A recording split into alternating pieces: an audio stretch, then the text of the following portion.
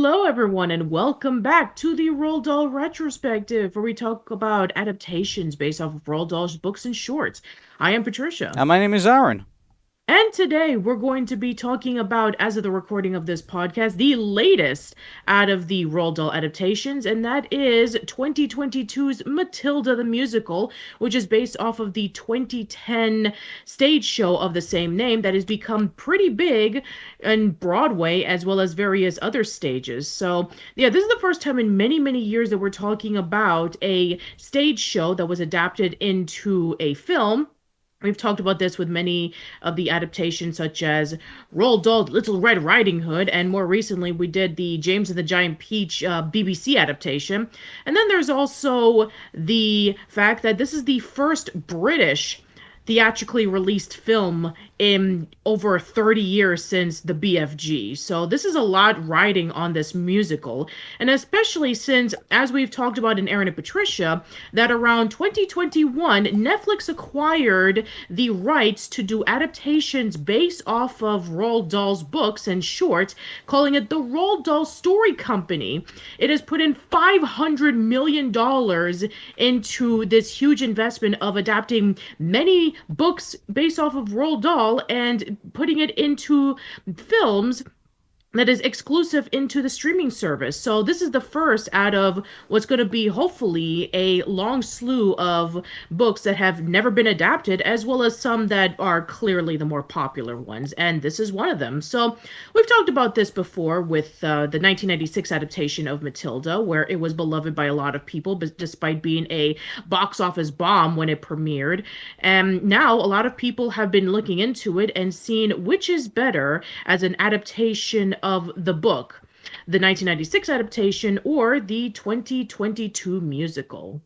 By the way, I want to prerequisite this by saying that we have actually not. I don't think. Have you actually seen the original musical on the No, the I stage? have not, but my sister has. I haven't either, so we just want to prerequisite this that we have actually never seen the stage show of Matilda the Musical. So, but mind you, we go back on the. I mean, we can say that to the anything that's basically is based on a movie. Like you shouldn't have to watch the original thing that it's based on in order to kind of understand the movie, if you will. So this thing should stand on its own in regards to that. So, that's always been our rule on this, and so I think we're going to continue that. So, Matilda the Musical, even though me and Patricia have not seen the actual stage show, this in itself is its own creation, and therefore should be judged on such.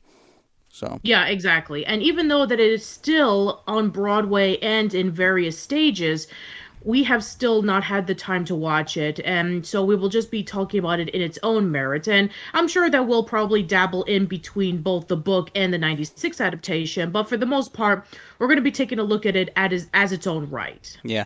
And by the way, even though this is still in cinemas here in the UK, I mean, me and Patricia actually watched the Netflix version of the. So we don't know we don't know if there's any differentiations between the theatrical release and the Netflix release. I hope there isn't because there's no difference at all. It's just that you guys got it theatrical and we had the Netflix version. Even though that it was released in theaters, but only a small amount of theaters and for a very limited time. So yeah, for those in the UK who are still able to watch it in theaters, then please go check it out because it will not be reaching Netflix until summertime.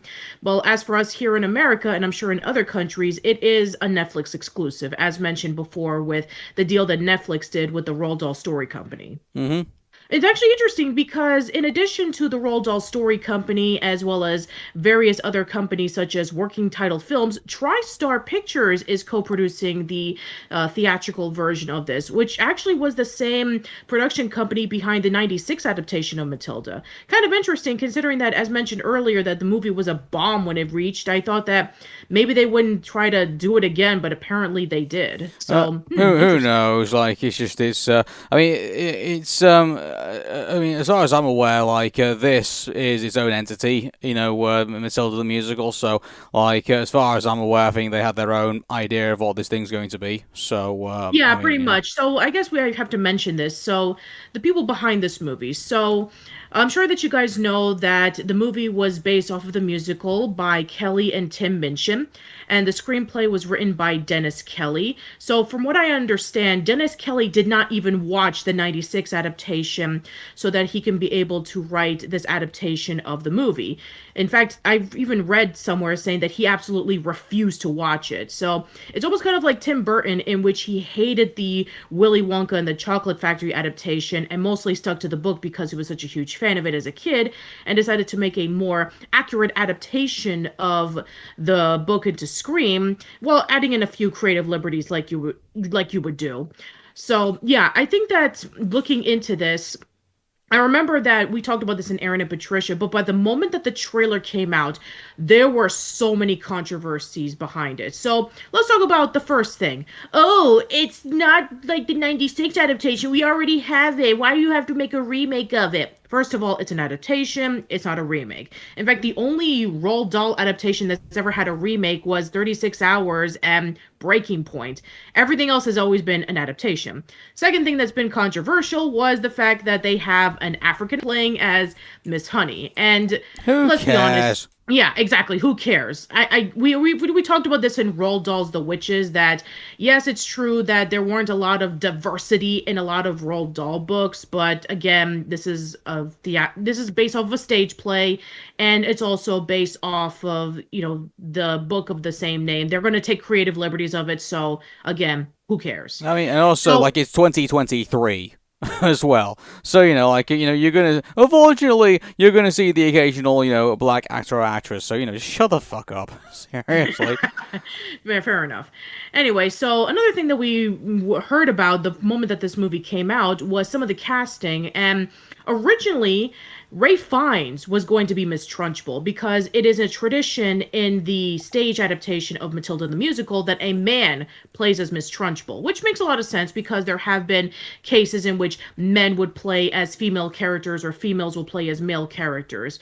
That fact that a woman would play as various characters like Peter Pan, and with various other roles, a man would play as, say, Edna Turnblad in Hairspray and various other things. So very interesting when they decided to make the switch to Emma Thompson as Miss Trunchbull.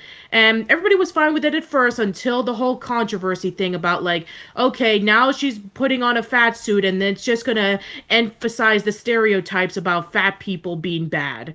First of all, have you ever read a Roald Dahl book? Seriously? Every single time that there's a fat character in a Roald Dahl book, they're either one of two things: Augustus Gloop clones or villains. And yeah, that's pretty much it. Yeah. Anyway, so the other controversy that I remember reading was the fact that even though that it was released in theaters and then eventually on Netflix, a lot of people had mixed opinions on it, saying that the music was a bit of a mixed bag, the message was a little bit muddled, but for the most part, it was positively received from a lot of people, but they just kept comparing it to the 96 adaptation, which of course is going to happen every time that we've had here's the thing, this is why they're so wrong about this, because the 96 version of Matilda is based off the book, and the thing about this is that this is based not off the book but actually off the musical. So it's kind of like that joke. What is it? It was like what was it in The Weekenders when they did the whole joke about something about the fate, the band of The Weekenders. I can't remember what the names are, and they did the band, the movie, the game, or something like that. If you remember. Oh yeah. It kind of reminds me of when people were starting to complain about the producers, the one with Matthew Broderick and Nathan Lane. It's okay. First of all, that is based off of the stage show. That is not based off of the original movie with Gene Wilder and Zira Mostel. So yeah, the whole complaints about comparing this to the movie, no, please don't do that. It's just I think the problem is that they ain't capable of differentiating all this stuff. They just see Matilda and it's kind of oh no, it's got to be based off whatever that is. They can't. they can't understand this concept of like oh hey, it's not a book, it's a musical, because I understood it to be a book first, so therefore it's a book, and therefore must be Yeah, based off such book. Like exactly. this is the problem, and like they can't help themselves, and this is where they are, in regards to their criticism of this movie. Like they can't differentiate the material. Like there is a difference between a musical and a book, and they can't. Yeah. Some people can't seem to work that out in their heads for whatever reason. So. Yeah, if that were the case in which we have to complain that a movie that is based off of a musical doesn't match with the book, then, musicals such as Wicked or Les Miserables wouldn't be as critically acclaimed as it is. Exactly. It's like there's a difference between a documentary on Michael Jackson and Moonwalker. Like it's like one is not the same as the other. Like Yeah. one is actually telling a story that is in Michael Jackson's life, and another one is a fictional story about Michael Jackson. The character, I guess you could say. Yeah, the But character, exactly, yeah. yeah. So it's like what we believe Michael Jackson to be, and this is the thing. Like unless you can get your head around the idea that we are talking about a movie based on Matilda the musical and not a movie based on Matilda the book, then you're probably not going to enjoy this conversation. I'm sorry. Yeah, all right. So, controversies out of the side, let's take a look into the actual adaptation based off of the stage musical and see what we think about it. So, the first thing that we have to point out is the presentation, which is absolutely stunning. It's very colorful.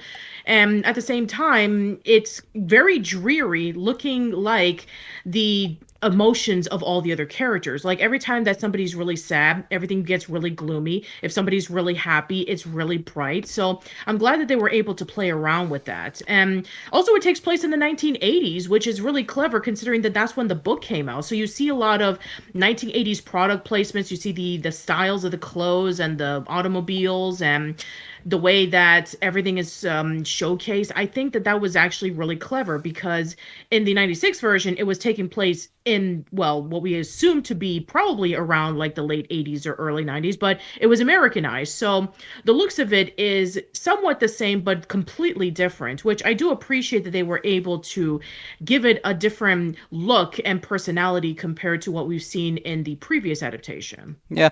So, I mean, looking at the way that this whole thing is put together, I mean, like, they try to go for authenticity, but the problem is that there's going for authenticity in the time period, and then all of a sudden you've got to realize, oh, hang on a second, this is like, an over-the-top musical, and so it's got to have, like, so it's kind of like a mishmash of, like, all these things kind of put together. Like, the hospital scene kind of like took me out of the moment a little bit, like, right off the get-go, because all of a sudden, like, the walls just open up, and all of a sudden there's, like, all these people dancing.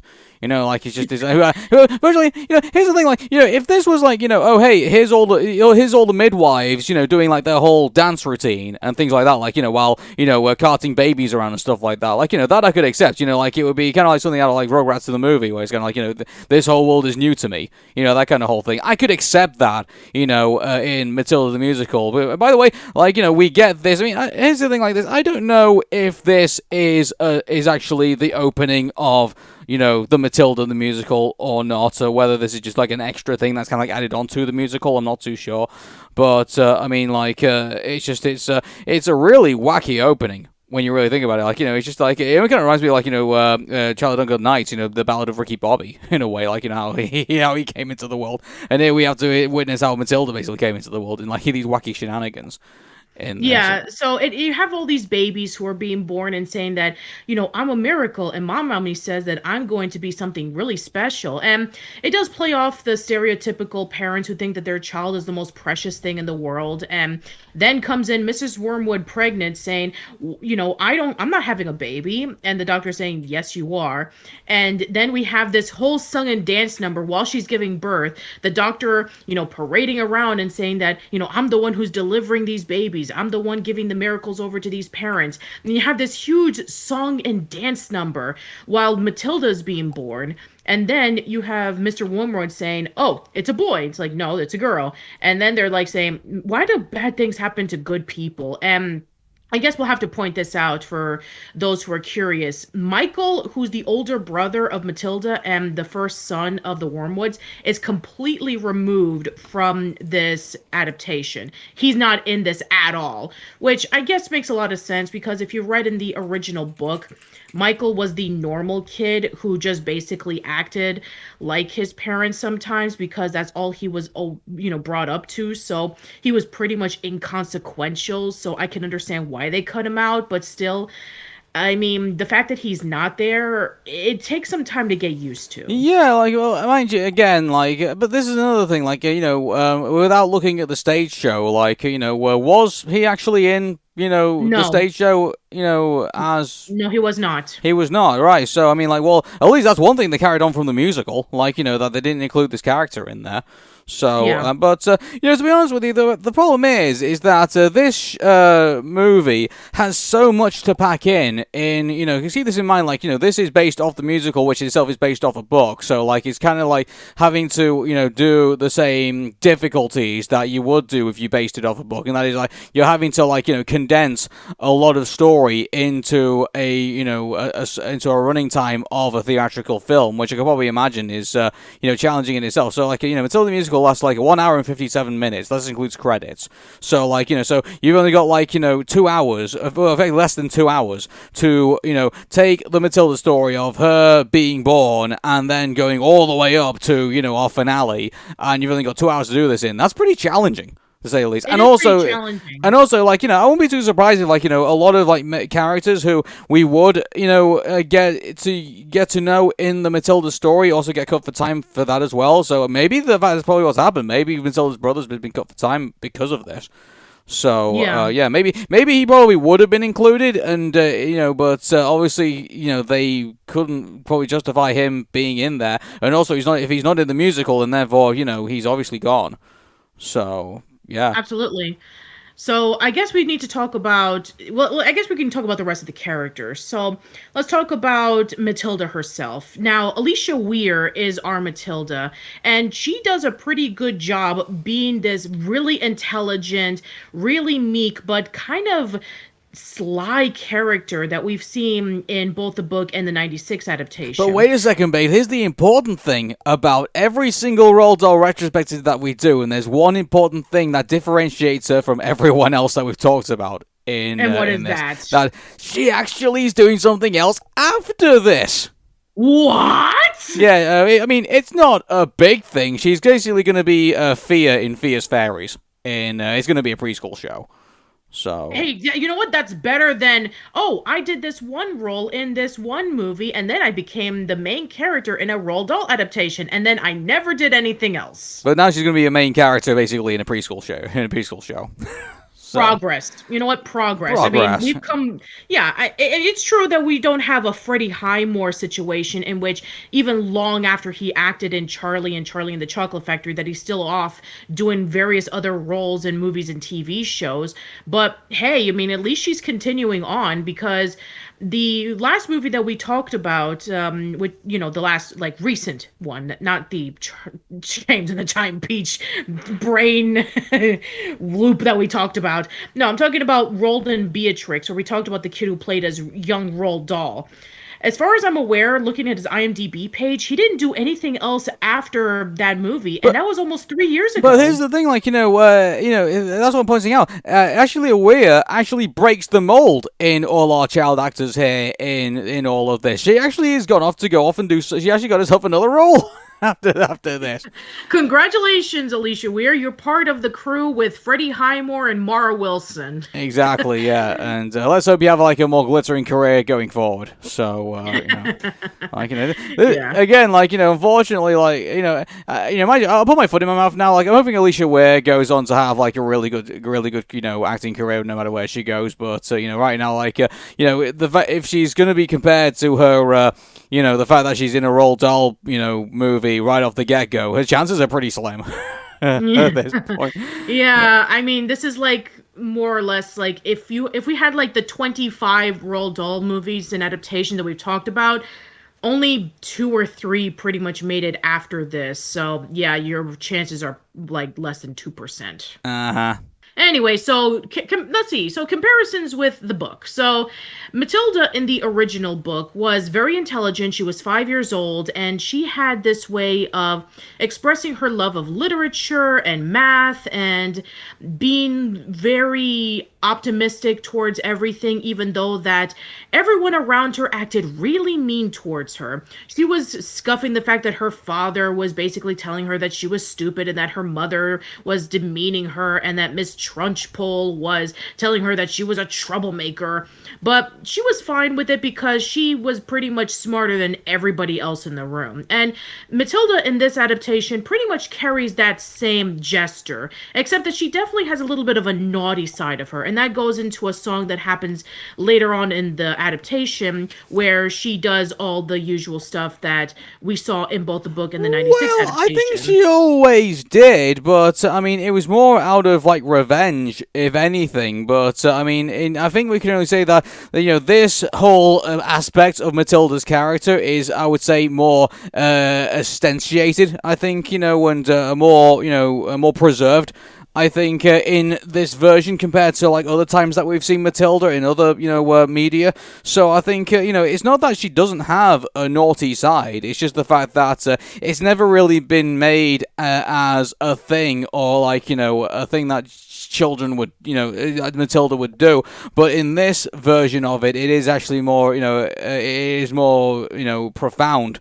In this compared to because we saw in the 96 adaptation that with Matilda, she was definitely much more timid and she showed a lot more of her emotions. She was crying, she was whimpering, she was overwhelmed with her parents calling her stupid, and then she started pulling off her revenge towards her father, as we saw with putting the glue in the hat and putting the dye in the hair so that it can turn more blonde. So, yeah, we saw that in both of the adaptations as well as the book, but I feel like here, right away, she starts going into revenge mode. Now, I think, on top of that as well, I mean, if we're going to go into, like, how, the Matilda character, I mean, she goes through a lot of, emotional swings in this movie, and which when you really think about it is more I don't want to say realistic, but I think it's kind of like what would happen to Matilda. I probably would imagine if she's highly intelligent and her brain is like going like 1,000 miles an hour at this point, and she's being intelligent also she struggles to control her emotions as well, so she does act out because of that in different ways, and those are not necessarily positive, they are strictly negative, the way that she acts these things out. So, I would say maybe what we're seeing here is probably more of a realistic, dare I say, a more realistic, representation of Matilda, because, the times I've seen Matilda, whether it's the books,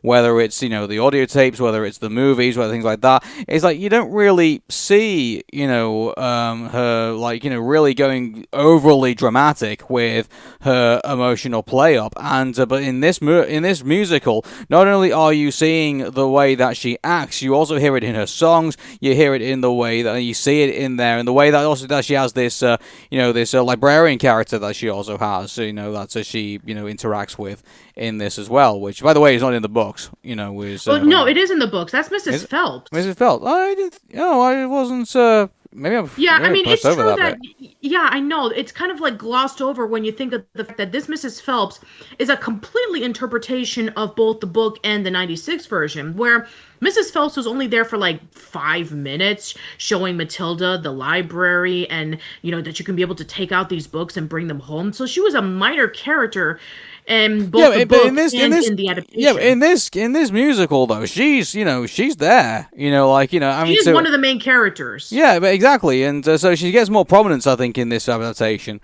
I think, which I guess is a good thing, because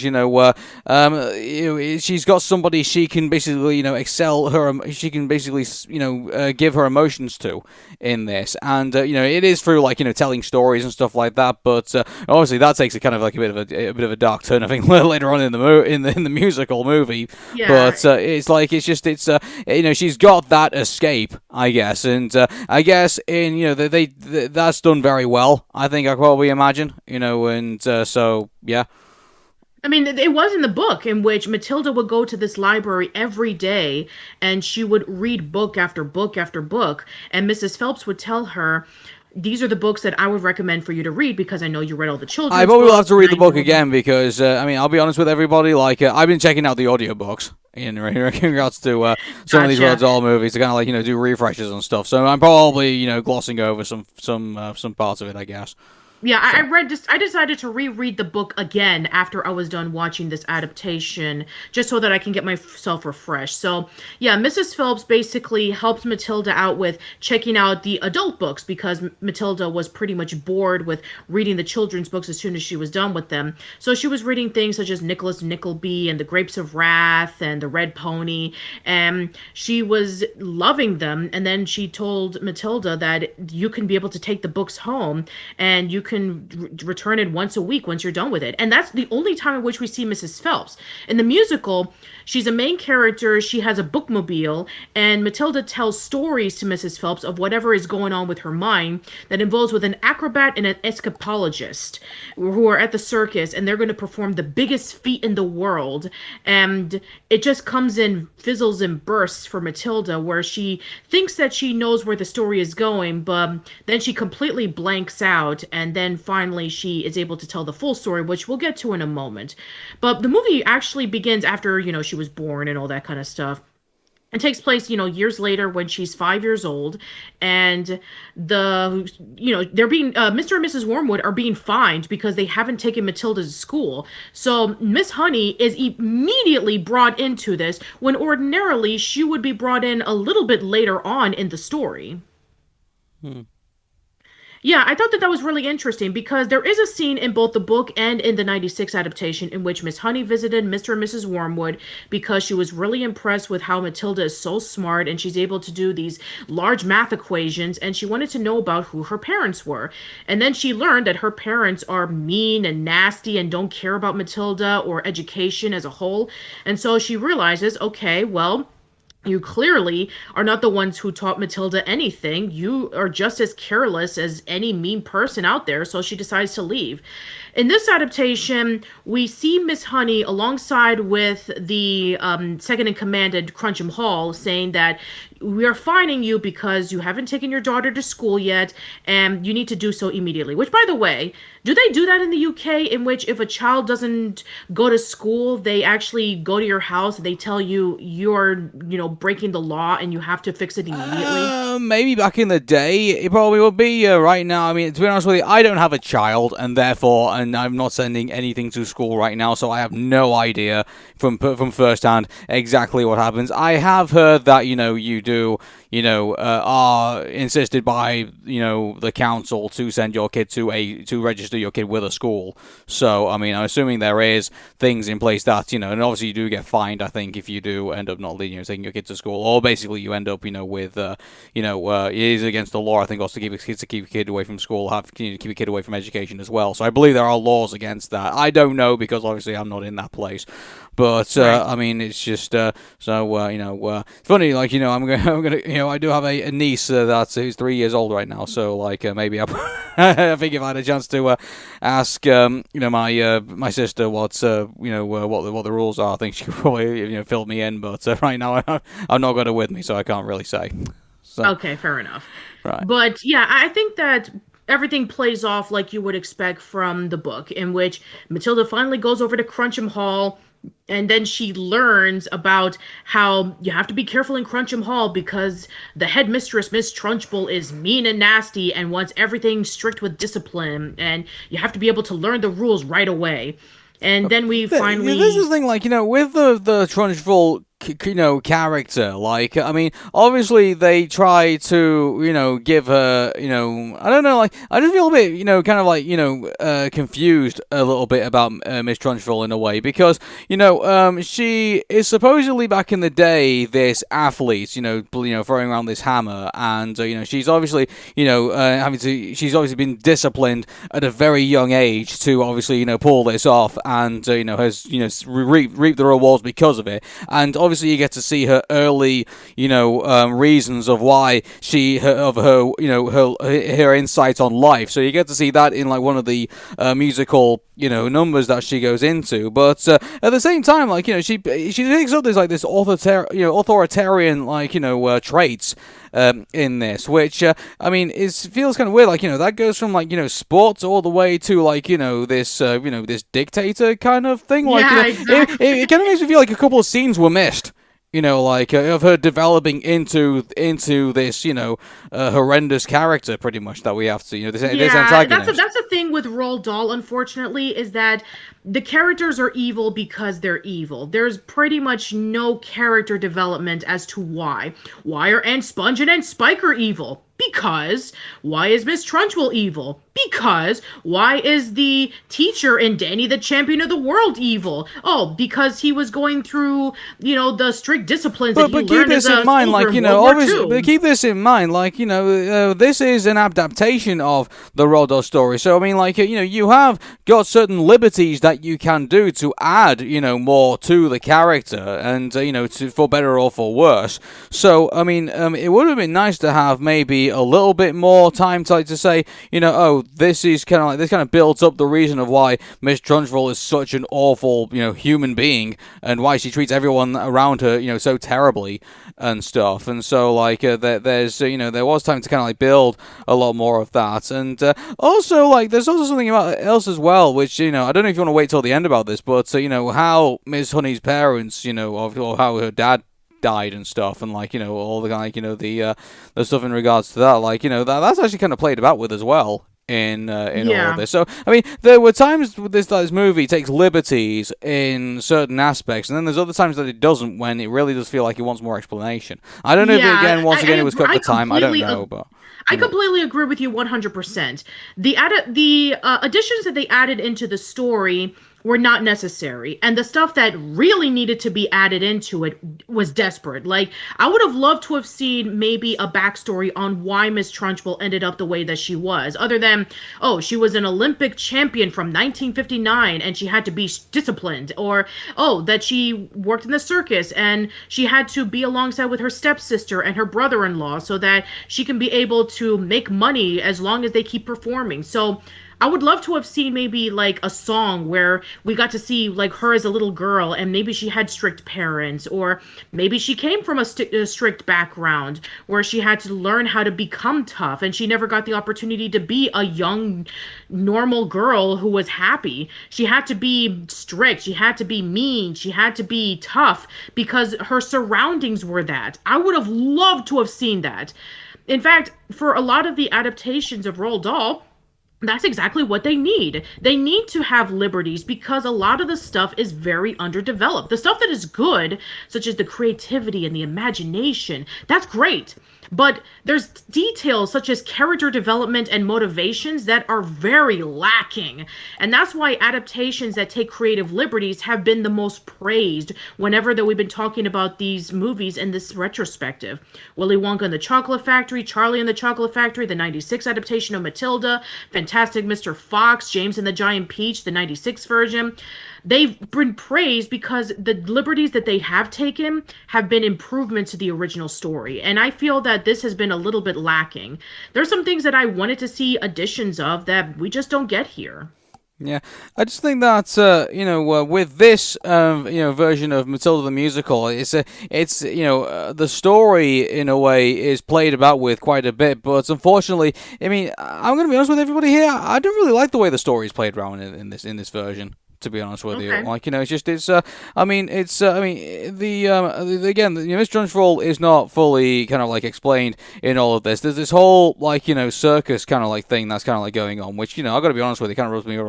I don't really like all that much. Okay. Let's talk about this, shall we? So throughout the story, Matilda has been telling Mrs. Phelps that story regarding about the acrobat and the escapologist, and about how they've always wanted a child and they could never have one until later on when they have to create this huge death-defying magical trick in front of a whole crowd. And then it's announced, no, the acrobat is pregnant. And then the manager behind the escapologist and the acrobat, who happens to be the acrobat stepsister, says, "You have to perform it. I put a lot of money in it. I'm not going to return it. It has to be done today."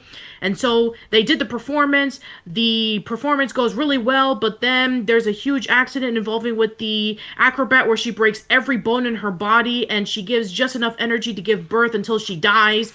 And then the escapologist decides to leave the baby with the mother's stepsister so that he can be able to go off into work, and has no idea. You know something? Just on that plot point alone, I guarantee you, there's probably an anime director in the deepest, darkest part of Tokyo, Japan, who's probably looking at it thinking, even that's too far-fetched for me. You clearly have not seen Uzumaki. I mean, like, I know, but still, like, the idea that, oh, hey, here's this pregnant, the fact that they would allow someone who's, like, at the verge of, like, of having a baby. Maybe the cover of the 1980s probably, covered up the fact that, the health and safety was probably not a thing back then. I don't know. But it makes no sense, really, that, this whole story that comes in, and maybe it's because it's the whimsical world of Roald Dahl that this thing makes it possible, probably. But I don't know. Exactly. There's the thing with this musical, like, there's times where you feel like it's getting kind of real, and then other times you feel like it's not. It just goes right back into the fantasy. Like, you can't really find the balance here in this musical or movie. Yeah, usually when it comes to musicals, I mean, depending on which one, of course, they have to have that perfect balance between, okay, we're going to have a musical. Usually musicals have to be really over the top because the people all the way in the back row have to watch, and they need to be just as invested as the people who are watching in the front row. So it's going to be really loud. It's going to be really colorful. It's going to be really dynamic. But then you have really real moments in which you start feeling the emotions of the characters and finding out the twisted backstories. And that's when you start to realize about how serious things could be. And we do get that multiple times throughout this, this adaptation, because it is based off of a book that has a lot of our characters having really sad backstories. Yeah. And so we get the continuation of Matilda telling the story to Mrs. Phelps about the escapologist learning that his daughter is being abused by, his his wife's stepsister. And so he decides to confront her, and then he's never seen again. And, it's very played off similar to the book, in which, the father is a doctor. His, wife died at a very young age. And so he decided to bring his wife's stepsister to watch over her. And then when he died, mysteriously, by the way, apparently by suicide, which is not true, but we'll get to that. We then see that, in the telling of the story, that it just turns out that Matilda throughout this entire time has actually been thinking of the fact that she thought that she was writing this story, which came to her mind. But no, she telepathically read Miss Honey's mind, and she got the story from that. So, yeah, not only does Matilda have power so that she can be able to, make things move with her mind.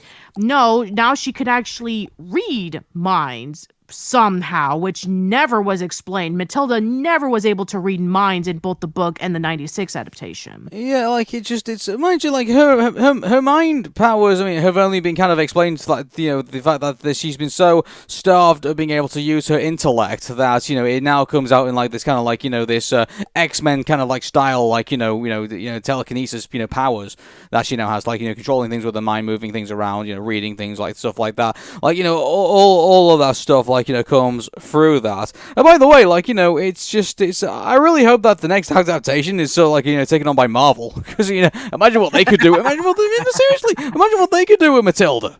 If they did that, like, in regards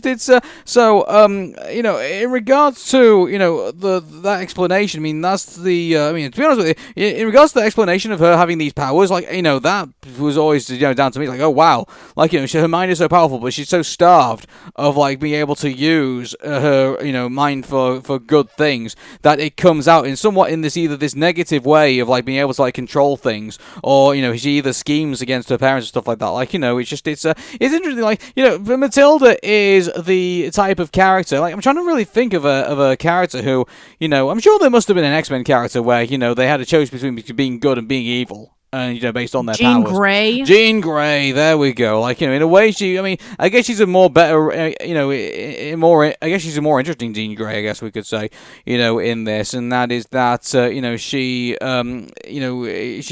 is either encouraged by positive things to do, positive things with her mind, or then she's given negative, aspects that basically make her do bad things with her mind, and so she comes up with these schemes, or her mind powers basically come through, or something like that. Or she starts losing out of control, and then she becomes the Phoenix. Hey, well, I don't think we're that far, babe, but Matilda too, maybe. But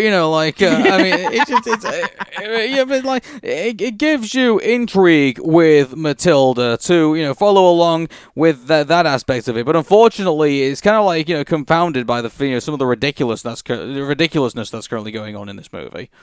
So. Yeah. So you have the other scenes that play out just like in both the book and the 96 adaptation. So Miss Trunchbull accuses Matilda of eating the chocolate cake when it turned out to be Bruce Bogtrotter, a.k.a.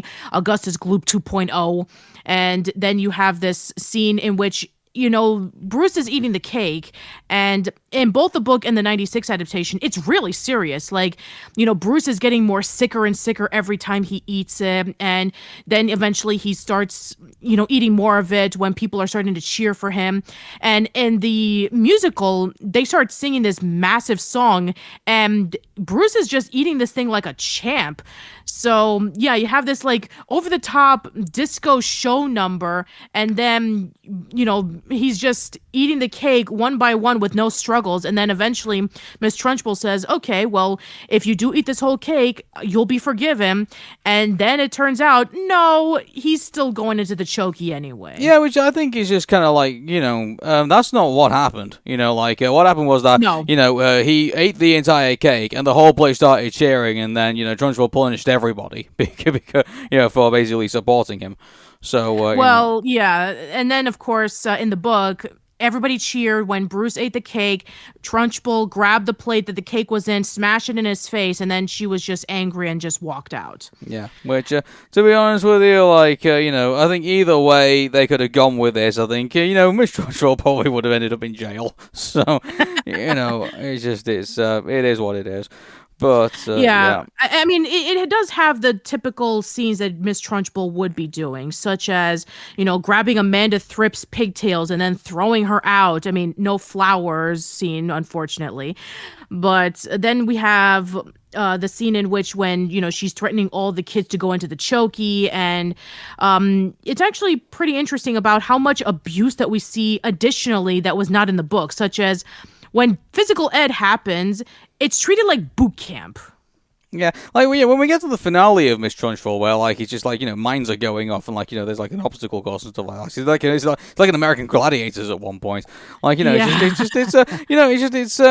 when we get to that point, I mean, it's just I don't know. I feel like the comeuppance that finally comes to as we all know, antagonists always get their comeuppance in the end, pretty much in these movies.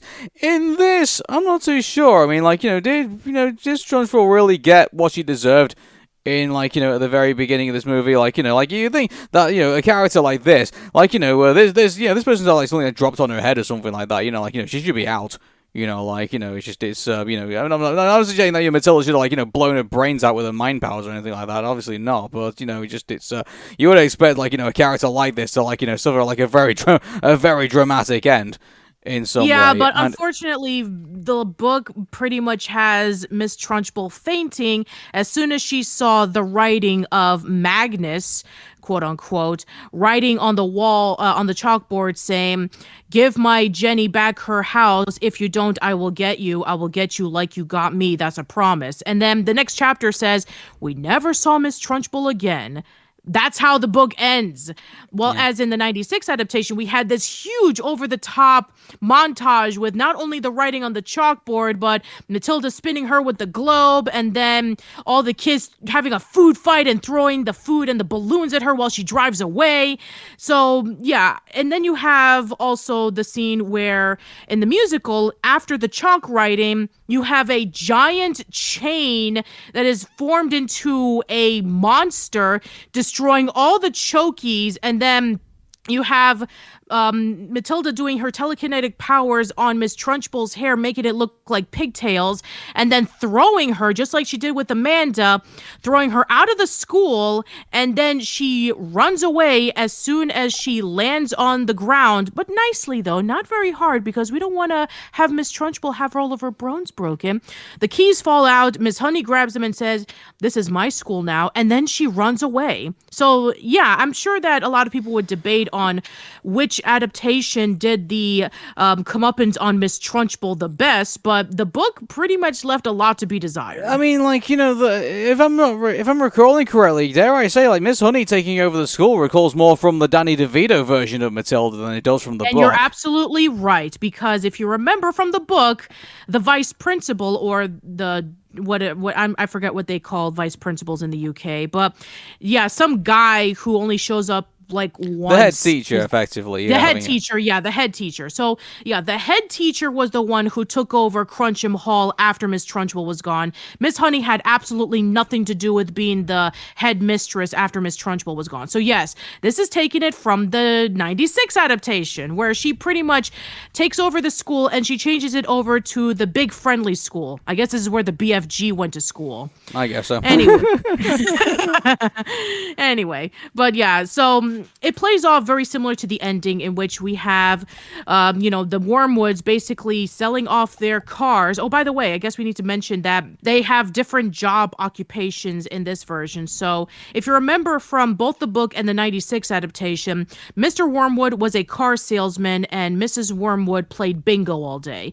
While in the musical, she was a makeup artist and he was a welder. So to kind of play with the fact that he's a welder now, very similar to how he was a car salesman, where he was able to sell junky cars at unfair prices, he essentially took two broken cars, welded them together, sold it to a bunch of muscly guys who turned out to be from the mafia, and they have to move away to Spain because Mrs. Wormwood spent all their money and they were asking for it. So kudos for actually getting the correct country, that it was Spain that they moved off to and not Guam. So the fact that Mr. and Mrs. Wormwood told Matilda that they had to leave because the mafia was after them, and then Matilda was walking away saying, well, you can't do anything about it, which kind of writes her off as a meek character, because throughout this entire musical, she was standing up for herself.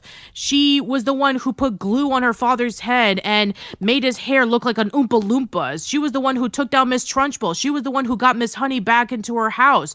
She was the one who got the kids' spirits back. And now she's saying, well, I can't change it. I have to go. When both the book and the 96 adaptation, Matilda was the one who came up with the idea that she wanted to be adopted by Miss Honey. Well, in the musical, Miss Honey said, I want to adopt Matilda. So, yeah, this whole thing with Matilda acting meek at the very last minute is so out of place. Exactly, yeah, and so it's and I mean, I don't know, did they want to give Miss Honey more significance in this story? I don't know, they gave her I think they did, because if we saw, Miss Honey got a lot more development in this one compared to the book, where in the book she was a 23-year-old who just recently moved out of Miss Trunchbull's house after being abused for many, many years, and then finally getting the courage to live in a cottage which has no furniture, eating off whatever food that she was able to afford with her meager pay, and it was up to Matilda to kind of help her out. So we do get a lot more development with not only the fact that we got a backstory on her parents,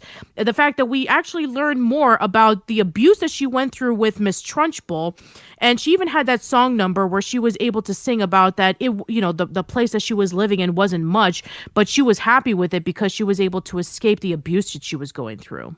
Yeah, for me, Matilda, was, really, in the very, within the rest of the movie, I think was, so someone that's, you could definitely say has far more, is far more dramatic in the way that, she, expresses herself, in the way that, she's carried it as a character, as a protagonist in this, and a lot of her, reactions, even though it's it's an over-the-top musical, some of them are actually pretty genuine. But then, yeah, obviously we get to the end of it all, and it's like, what? It's like, where did all this go? Yeah, exactly. Man, I mean, I would say that story-wise, it's a mixed bag. There's some moments in there that really pull at your heartstrings. Like this, when we got more information about Miss Honey's backstory, it just makes you want to cry. And also the stuff that Matilda's going through with her imaginations and her going through the abuse of her parents. It makes you feel really sympathetic when she decides to get revenge on them and saying that, just because a story is written that way doesn't mean that it has to be this way. You can change it if you want to. It's really relatable and definitely the most assertive Matilda that we've seen in both of the adaptations, both the book and the 96 version. But like we mentioned earlier, the story, when it's bad, it really leaves a lot to be desired. There's some moments in which like they could have not changed it because it was unnecessary, and then there were some plot points or characters that needed a lot of tweaking, like more development with the characters, more time with them, and more backstory that wasn't in the original book. Yeah, you kind of like, try and get them to explain like all these characters, like, you got the main characters who, don't get as much development, and then you like all these side characters like get far too much development. It's kind of like, come on guys, what's the priority here? Again, we're doing this based on the fact that we've not watched the musical, so maybe it might be the fact that, some of these side characters have got more development in the musical, and they've not, and they're just carrying that over from that, and therefore, if you're basing it off that, you can't really fault them. But, at the same time, like, when you're doing this, there needs to be a game plan here of, like, who's relevant here and who isn't. When presenting this in a movie, and especially when you're not basing it, when you're expecting people who have not seen the musical to go see the movie and have it as its own thing. You know what I'm saying? Yeah. Now that we got story out of the way, let's talk about the music. So, how did we feel about the music from the musical?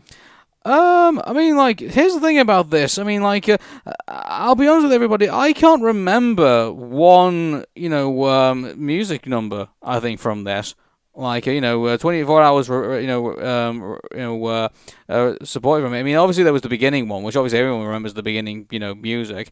But I guess there was the one where, it looks like, Matilda was about to lose her shit at one point, and then she was like, you remember I said like, freaking hell, what the hell's going on here? Like, all of a sudden she turned into like, I thought she was going to turn into like, the girl from like, the videotape from The Ring.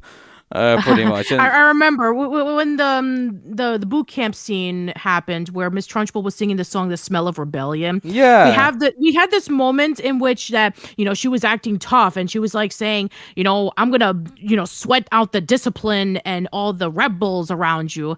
And then she was singing this one lyric about that she wished that there was a world with no children, and then white horses come in, and she's in a swing, and she's wearing a dress, and oh, like, yeah, there was what? that. And it's like, that I gotta be honest with you, that was the moment that made me, it reminded me of, like, Mike Myers, The Cat in the Hat. And it was like, oh, no. Like, we're going here. Like, oh, no, that was terrible. Yeah, I mean, there were some songs that I really did enjoy. The school song where Matilda and Lavender first came in, the way that the lyrics were able to play out, especially in the second time where you have the alphabet and you have every single word matching up to a letter in the alphabet, was really, really clever. And I love the enunciation with how that was able to play out, especially with Hortensia telling Matilda and Lavender about how the school worked.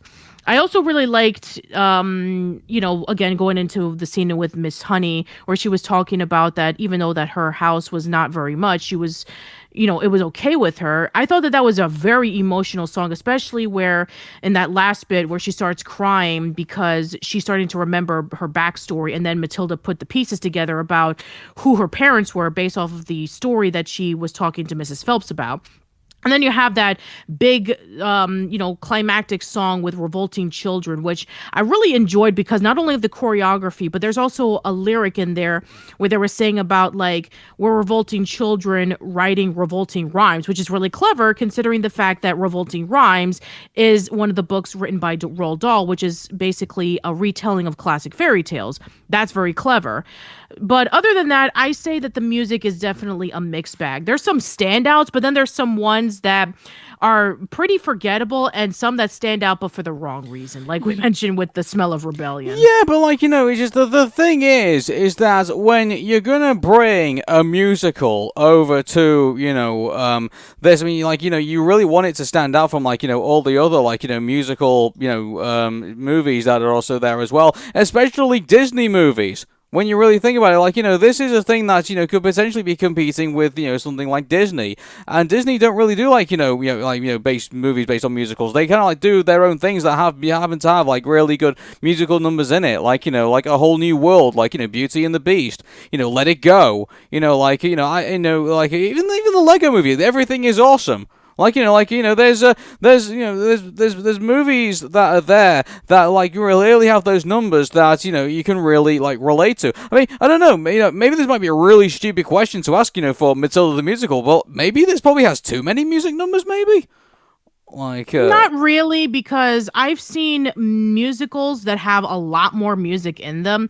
I mean, usually a musical has about maybe 15 to 20 songs, maybe one or two of them are reprised. So, no, this is probably one of the movies that I've seen based off of a musical that has less songs. It all depends on, usually a musical, whenever they have like a lot of songs like this, where does it fit in the story? How catchy is it? And does it develop the characters? That's usually what I see in a good musical, is those three criterias. Is the music catchy? Or if it's melancholic, then does it really pull on your heartstrings? How does it progress the story? How does it develop the characters? So I would say that for some of these, they do progress the story because we get to see what the situation is about. Like mentioned earlier, the school song, we actually get to learn about how Crunchem Hall is. And also with My House, we got to see the emotions with Miss Honey about how even though that she lives in a pretty much wretched house with pretty much no room, no food, no money, but she's perfectly fine with it because she's away from the abuse that she went through. Even Naughty, where Matilda was singing about how the characters in her stories, even though that they had to go through tragedies, there's a chance that you can be able to get out of those tragedies. And she does, though, this by continuing on with the story of how she's gaining revenge on her father by putting the dye in his hair and putting the glue on his hat. And yeah, there's moments like that where it actually does continue the story. And catchiness, it, like I said before, it does, dip in quality depending on which song it is. And as for developing characters, again, it depends. So I would say for the most part, it does. But again, I personally think it's a mixed bag. As somebody who's watched a lot of musicals and as somebody who's watched movies based off of musicals, that's where I stand on that. Yeah. I mean, you've been paying a lot more attention than I have. Well, I just think that in terms of like movies based off of musicals, I wouldn't say that this is like one of the best ones. I mean, I've seen better. I've seen Chicago, Hello Dolly, Grease, and Hairspray. I mean, there's a lot of movies based off of musicals, and they're very tricky because I know that there's a lot of people out there that don't like musicals because, well, they just don't like musicals. They think it's too over the top. They think it's, just overfilled with songs and they just want to get to the story. So in order for you to make it stand out, you need to be able to not only ease for people who've never seen the musical on stage, but also you have to take into account that you have to be able to go all out and you need to be able to, at the same time, ease people in. So musicals based off of movies and vice versa are very, very difficult. You need to walk that fine line. Mm-hmm. But as for this, I would say that as a musical that was adapted into theaters, I would say it's pretty solid. I would put it like maybe middle of the road. It's not the worst that I've seen. Oh no, I've seen worse, by the way, much worse. So I wouldn't say that this is awful. In fact, I even enjoyed this more than I enjoyed Roald Dahl's The Witches, which we thought was just downright terrible. So there's that. I would say that if you are interested in checking out an adaptation based off of the book, what would we recommend first? The 96 adaptation or the musical? I mean, what, just those two options? I mean, like, I mean, that's all. I mean, I don't know. Maybe the audio play. I mean, like, or the stage show. I gotta be honest with you, like, I mean, well, this is the thing, like, it's kind of unfair to compare the '96 adaptation to the musical because obviously they're based on two different things in a way. I know that. But yeah, I know that. I'm just saying, like, if you have read the book, which adaptation do you go to first? You want to see the stage show or do you want to see the movie? That's a great question, to be honest with you. I mean, like, it really depends what you're looking for, really. Like, just if you're looking for a musical, then obviously you go for the musical. But if you're looking for, like, an entertaining, movie, then I think you go with the movie. So, like, Yeah. It really depends what you want out of it. It's like, you can't really say, oh, I want this or I want that. It really depends what you're looking for, really. Yeah, exactly. And I think that this is a case that we cannot say that it's a comparable to, say, like both of the Charlie and the Chocolate Factory adaptations, both of the BFG adaptations, or both of the Witches adaptations. One is based off of the book. Another one is based off of a musical based off of the book. So you're going to get two completely different things. Now, I would say in terms of like being more authentic to the book, the '96 adaptation is probably the one that is the closest to the book. They actually do get characters from the book. They actually have scenes from the book. And they're able to have their own creative liberties, which are able to build on it, that are able to improve it. And then you have the musical, which does have things from the book. It's British. And it has music. It has the colorful cinematography and design. But there are a lot more liberties from the book than the '96 adaptation. And if you're not into music, maybe you're not going to be into it. So yeah, I would say that pick one of them, and I would say just go for it. Both of the adaptations are good in their own right. It depends on what you're looking for. Yeah.